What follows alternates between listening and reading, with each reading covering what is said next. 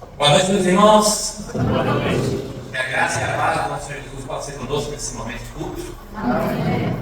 Agradeço a você que orou pelo acampamento lá do pessoal da Terceira de Salinas, um momento muito abençoado. Depois pergunte para o Eric Vinícius como é que foi, não foi? Bacana, Eric? Foi top, né?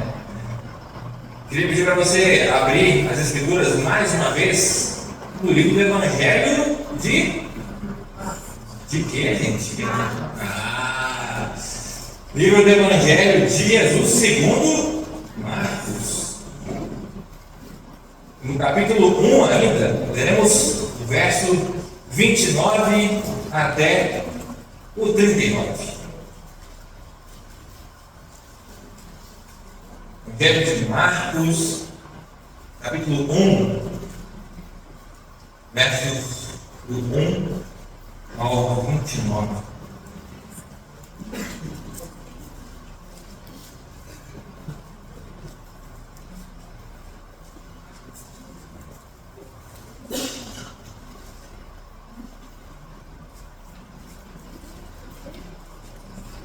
Diz assim a palavra de Deus, acompanhem por favor a leitura. E saindo eles da sinagoga, foram com Tiago e João diretamente para a casa de Simão e André. A sogra de Simão achava-se acamada com febre e logo lhe falaram a respeito dela. Então, aproximando-se, pegou-a pela mão e a febre a deixou, passando ela a servi-los. À tarde, ao cair do sol, trouxeram a Jesus todos os enfermos e endemoniados. Toda a cidade estava reunida à porta. E ele curou muitos doentes de toda a sorte de enfermidade. Também expeliu muitos demônios, não lhes permitiu que falassem, porque sabiam quem ele era. Tendo-se levado alta madrugada, saiu, foi para um lugar deserto e ali orava. Procuravam diligentemente Simão e os outros que com ele estavam. Tendo-o encontrado, lhe disseram: todos te buscam. Jesus, porém, lhes disse: vamos a outros lugares, às povoações vizinhas, a fim de que eu pregue também ali, pois para isso é que eu vim. Então, foi por toda a Galileia, pregando nas sinagogas e expelindo os demônios. Vamos orar mais uma vez? Olha para que Deus fale com você, para que Deus fale com seus irmãos. Senhor Deus, muito obrigado pela tua palavra, Deus. A tua palavra é fonte de vida, Deus. A tua palavra, Deus, é o que de fato, Deus, nos ensina sobre a tua vontade para a nossa vida, Deus. Nos ensina sobre o Senhor. E nós te pedimos para que, como um Pai, o Senhor nos ensine nesse momento, no nome santo de Jesus que nós oramos. Amém. Então, mas imagina, chegou um homem e que ele está aqui na pracinha e que de repente todo mundo que chega para esse homem com algum problema de saúde, com algum espírito maligno, esse homem resolve o problema assim, bate-boot. Qual seria a sua reação? Você acha que você se importaria mais com o que esse homem tem a dizer ou com aquilo que ele faz, com as coisas que ele pode fazer? Se Jesus estivesse por aqui, qual será que seria a sua atitude?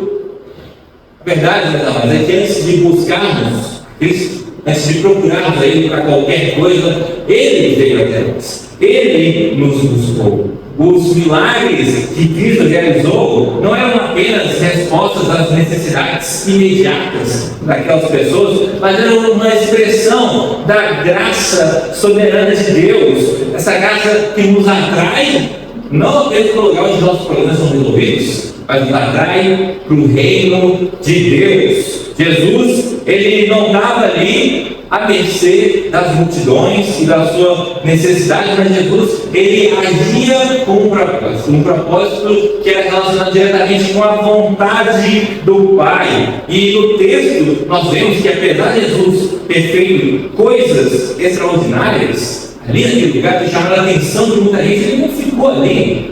E você se pergunta, por quê? Por quê? Porque Jesus, ele não veio apenas para lidar com as nossas questões. Jesus não veio apenas para fazer milagres, mas ele veio para proclamar o reino de Deus. Hoje a gente vai entender como que essa visão sobre Jesus transforma a nossa vida, como é que isso nos desafia a buscarmos para além daquilo que Ele nos proporciona. Vamos ver como a soberania de Deus, essa graça que é irresistível, como isso tudo permeia as ações desse Jesus. Eu te convido a refletir sobre a grande ideia desse texto, que é o fato de que o Filho de Deus veio proclamar o reino e cumprir a sua missão de salvação. É isso que Jesus veio fazer. Veio proclamar o reino de Deus, esse reino que estava sendo instaurado. E ele fazia isso através de duas maneiras muito poderosas. Primeiro, proclamando o reino com poder. E depois, priorizando o reino com propósito. As duas vão ver, para você decorar facinho, proclamando o reino com poder. Vamos ver como é que Jesus ele fez isso. Então, o nosso texto se inicia com a sogra de Pedro. A sogra de Pedro estava doente. O texto nos diz que isso chegou aos ouvidos de Jesus. Vamos nos lembrar que no episódio anterior nós vimos que Jesus ele expulsou um demônio da sinagoga. Ali era um sábado, Jesus estava pregando, e aí eles saíram lá da sinagoga e foram para a casa de Pedro e de André. Chegaram lá, perceberam que a senhora estava muito mal. Nós vimos que a cura que Jesus ele opera na sogra de Pedro não é uma cura assim, que tem um processo. Não, Jesus ele não pegou, não deu uma novalgina, esperou fazer o efeito, nada nesse sentido. Jesus ele curou aquela mulher imediatamente. E ali nós vemos o poder de Jesus, a autoridade de Jesus sobre as doenças. Nós vemos que, apesar da febre naquele tempo ser uma doença fatal, hoje a gente resolve uma febre, um tipo de infecção com muito mais facilidade. Naquele tempo as pessoas morriam com uma grande frequência, mas ali Jesus ele demonstra o seu poder. Mas, para além disso, a gente precisa se lembrar que as doenças físicas, como a febre, por exemplo, elas são sintomas de coisas mais sérias. Normalmente, quando a gente está tossindo, quando a gente está com o nariz ruim, quando a gente está com dor no corpo, esses são sintomas de um vírus, de uma bactéria, de uma lesão, de alguma coisa que está errada. Quando nós olhamos para as nossas ações, para as nossas palavras, para os nossos pensamentos, eles também são sintomas de uma doença que se chama pecado. Uma doença que afeta o meu e o seu coração, que faz a gente fazer e falar coisas que desonram o nosso Deus. E quando nós olhamos para o propósito de Jesus, ele justamente estava querendo ir ao centro da questão. Tratar sintomas é bom, mas melhor ainda é ser curado de Deus. E foi isso que Jesus ele veio fazer, e essa cura ela testifica sobre isso. Uma outra coisa que esse episódio nos relata é que quando Jesus ele cura a sogra de Pedro, ela parece assim que já levanta e já mostra.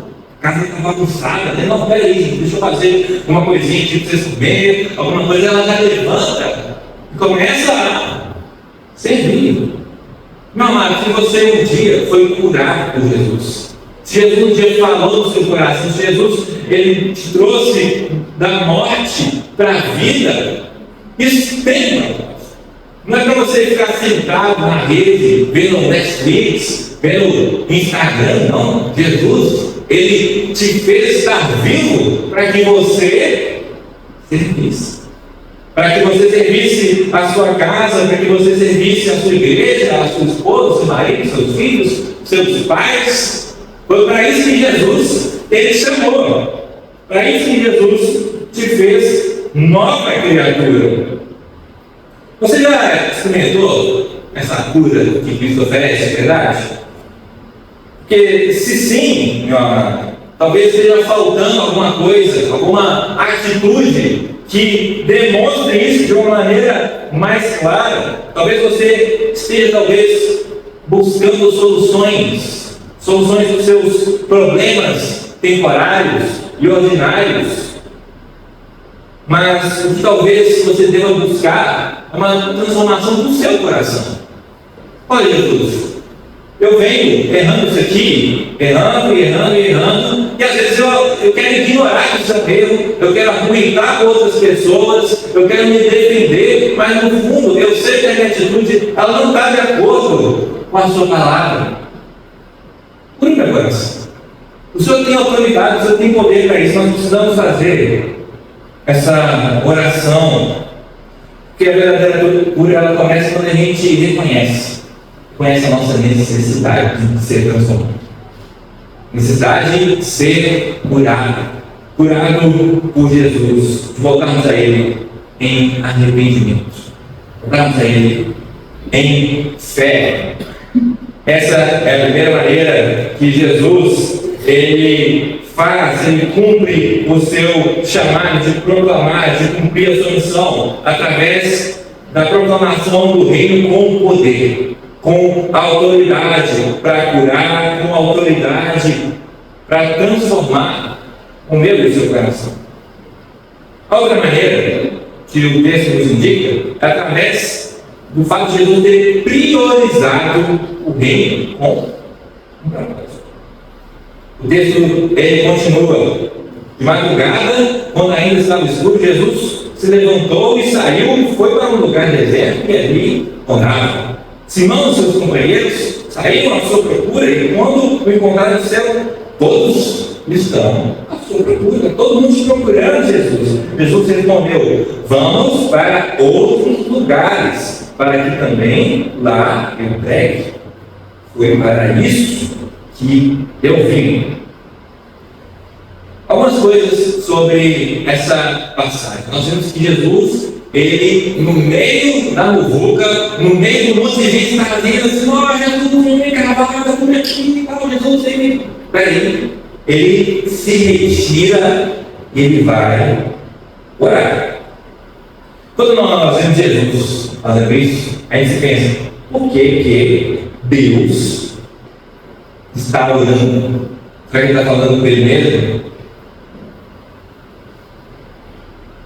A gente se lembra que, apesar de Jesus ser um com o Pai, ser um com o Espírito Santo, ter a mesma essência, a mesma natureza, eles são pessoas diferentes. E Jesus, como sendo Deus e sendo um homem, ele tem a atitude que todo homem deveria ter, que é de buscar a Deus em dependência, buscar ao Pai em submissão.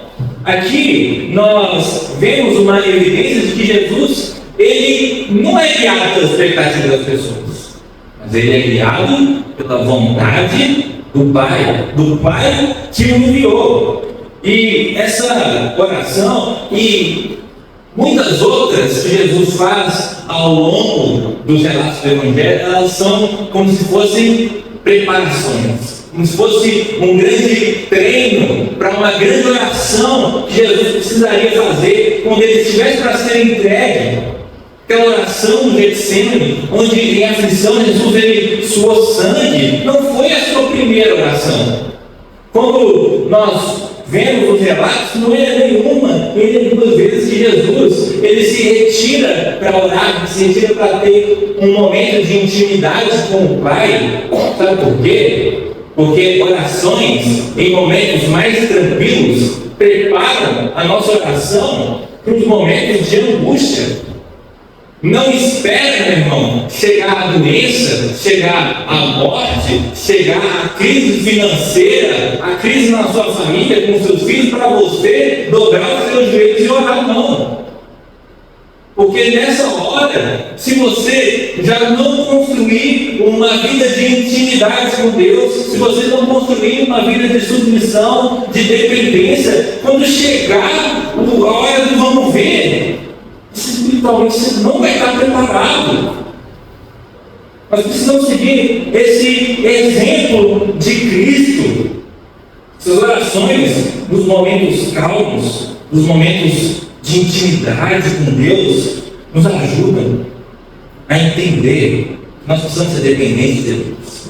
Que mesmo quando está uma tempestade lá fora, Deus, Ele continua no comando. Para que o nosso coração não esmoreça. Quando nós olhamos para a resposta de Cristo, nós também conseguimos aprender, entender várias coisas. Uma delas é que quando os discípulos, eles chegam para Jesus, eles estão todo mundo te procurando, vamos lá, continua procurando lá, está fazendo mau sucesso. Eles tinham essa expectativa. No entanto, Jesus, ele responde o quê? Vamos para outro lugar. Vamos para outro lugar para que eu pregue. Porque foi para isso que eu vim. Jesus não quer dizer que aquilo que ele estava fazendo, que aquelas curas, aquelas libertações que ele estava realizando, eram coisas assim, estou fazendo aqui no meu tempo livre aqui, porque meu foco é outro. Não. Tudo aquilo tinha um propósito também. Mas o que Jesus está querendo ressaltar nos simples é o seguinte: o meu foco é a pregação, o meu foco é a palavra de Deus, o meu foco é o preparar o coração das pessoas para que quando o plano de Deus se cumprir naquela cruz, as pessoas entendam o que eu fiz. Para que as pessoas entendam a obra de Deus. E os milagres atestavam o poder de Jesus, atestavam a vitória de Cristo, atestavam a divindade de Cristo. Mas só o milagre não bastava. Jesus, ele não se deixa controlar pelas demandas das multidões, mas ele age segundo o propósito do Pai que o enviou para que o reino fosse estabelecido, para que o reino fosse proclamado entre aquela região. Nós vemos demônios sendo expulsados, vemos enfermos sendo tratados, mas o foco daqui é a causa da doença. Nós entendemos que tudo isso é sintoma e que tratar sintoma é necessário. Eu lembro de uma vez que um professor, ele estava com dor de garganta, ele estava mal, e eu também estava, só que eu tinha umas pastilhas que era analgésico, pastilha que você ficava ali na boca e de repente você esquecia que estava com dor de garganta. Não curava a dor de garganta, mas era bom, me ajudava ali a estar na aula, a estar prestando atenção, a não ter dificuldade para beber água. Tratar o sintoma é ótimo. Eu ofereci, a partir do professor, a pessoa assim: não, mas isso não cura. Tudo bem, mas tratar o sintoma é importante. Jesus estava tratando os sintomas, sim, estava expulsando gente, estava expulsando o demônio, curando gente, mas o foco era outro. Jesus, ele não veio para apaziguar nada. Jesus, ele não veio para colocar panos quentes, não veio ali para amenizar os problemas, as dores. Não, o foco de Jesus é curar, é você estar zero bala, saudável, vivo, espiritualmente. E Jesus, ele mostra isso. Ele mostra que ele derrotaria definitivamente o pecado, a morte e Satanás, e que essa derrota passa necessariamente pela pregação, passa necessariamente pelo Evangelho. E assim como Jesus, aqui, ele priorizou, acima de tudo, a vontade do Pai. O que isso significa para nós? Não foi o próprio Jesus que ensinou que antes de todas as coisas nós precisamos buscar o reino de Deus?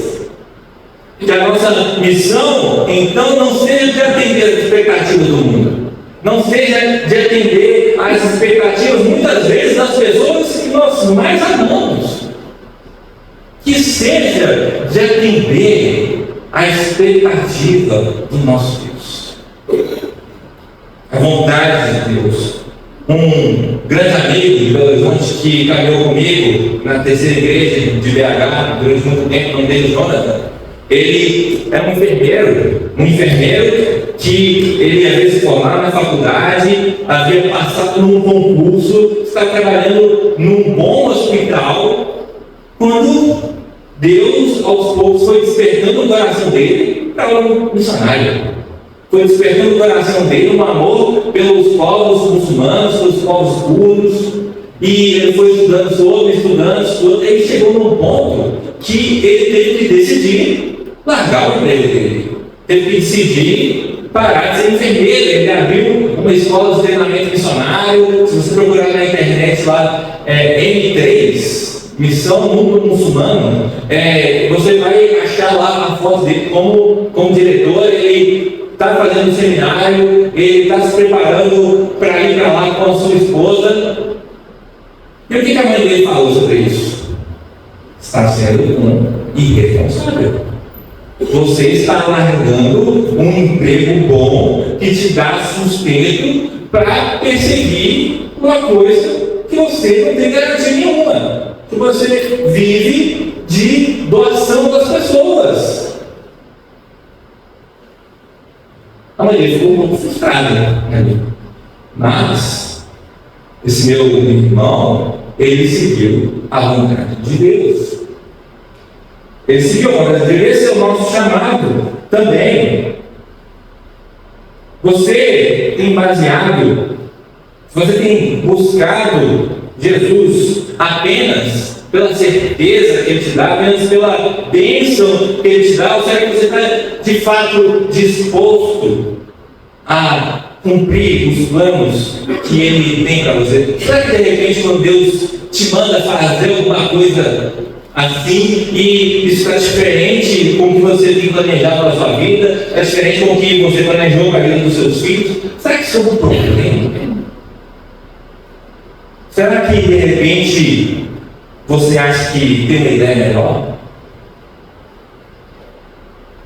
A vitória de Cristo, ela nos garante que mesmo em meio a incertezas, mesmo em meio a lutas, a dificuldades, o mal, ele já foi.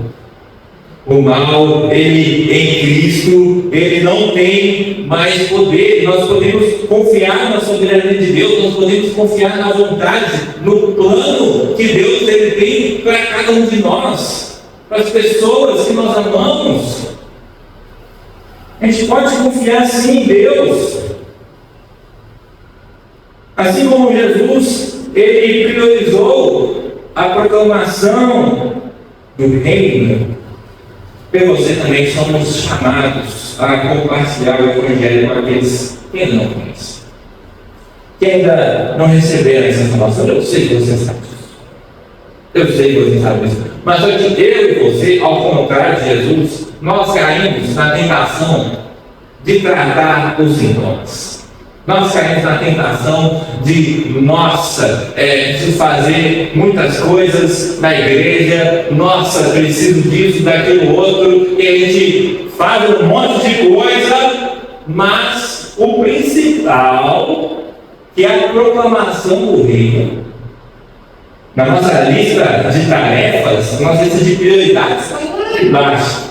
Se der, se tiver oportunidade, se o sol não estiver muito quente, se aí não.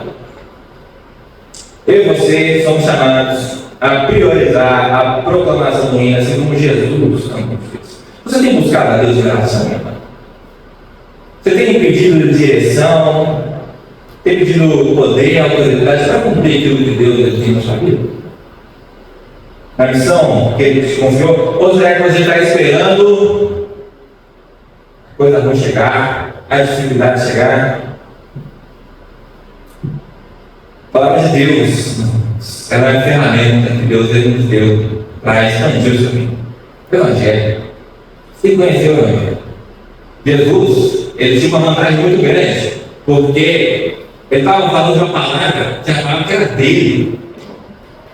Era dele, estava falando sobre ele. Ele abria lá um tipo de pensamento, ia lá para o profecia e falava assim: isso aqui sou eu, está falando de mim. Mas eu e você não precisamos disso. A gente, como João Batista, ele fez, quando ele apontou para Jesus, eu e você, nós somos chamados a fazer isso também. E para a gente fazer isso, a gente precisa conhecer esse livro, essas palavras aqui. Se eu te pedisse para falar assim, me explica aí em 1 minuto o que é o Evangelho, será que estaria assim na ponta da língua? Será que se ele falar assim, Deus criou o mundo e tal, mas aí de repente aconteceu alguma coisa errada, e aí será que você se perderia? Pensa sobre isso. Como que você tem buscado o conhecimento dessa verdade que Deus chama a proclamar? Para você proclamar, você tem que conhecer. Por fim, meus amigos, a gente sabe que esse texto dá conta do fato de Jesus ser o Filho de Deus, que veio proclamar o seu reino e cumprir a sua missão. E a pergunta que fica é: o que você mais busca em Jesus?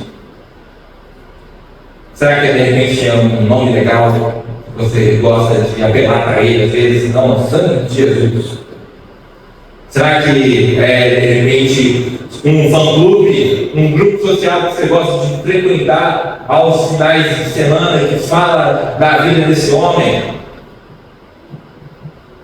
Ou será que de repente é alguém que eu posso orar quando eu quiser para que essa pessoa resolva os meus problemas temporários, os meus dilemas? Ou será que nós de fato queremos nos relacionar, ter intimidade com esse Jesus, com esse Deus? O melhor que Deus pode fazer por nós não é nos curar das nossas doenças, apesar disso ser muito bom. O melhor que Jesus pode fazer por nós não é de repente curar nossa saúde financeira, não é dar um futuro garantido para os nossos filhos. Não. O melhor que Jesus ele quer oferecer é Ele mesmo. E Ele se ofereceu naquela cruz, por mim e por você, para que nós tivéssemos livre acesso a Deus. Jesus, Ele nos chama a viver esse reino que Ele veio estabelecer. Não apenas para os nossos próprios interesses, mas antes Ele nos convida a servir. Nos convida a levantar ali, como a sogra de Pedro fez, como o próprio Jesus deu exemplo nesse texto e em vários outros, de serviço. Ele nos chama a essa proclamação, assim como Ele mesmo fez na Galileia e toda aquela região, e Ele nos garante que mesmo em meio a lutas, mesmo em meio a demônios, mesmo em meio a doenças, que o mal ele já foi derrotado na cruz. Que um dia, eu e você, que temos dores, que temos limitações, um dia, todos seremos curados. Todos receberemos um corpo que é incorruptível, um corpo segundo a imagem de Jesus, que é o primogênito, que foi o primeiro que recebeu um corpo glorificado, um corpo livre da influência do pecado. Jesus ele veio para proclamar o reino e cumprir a sua missão de salvação, e hoje ele nos pergunta: o que você mais busca em mim? Milagres? Ou o reino? Ou a presença?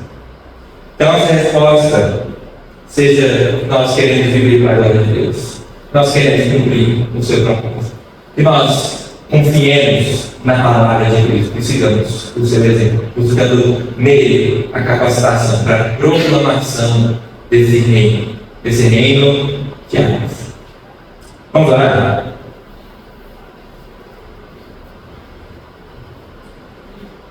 Senhor, o Senhor é o nosso Deus, o Senhor é o nosso Pai, e nós te agradecemos, Deus, porque um dia essa proclamação chegou até nós.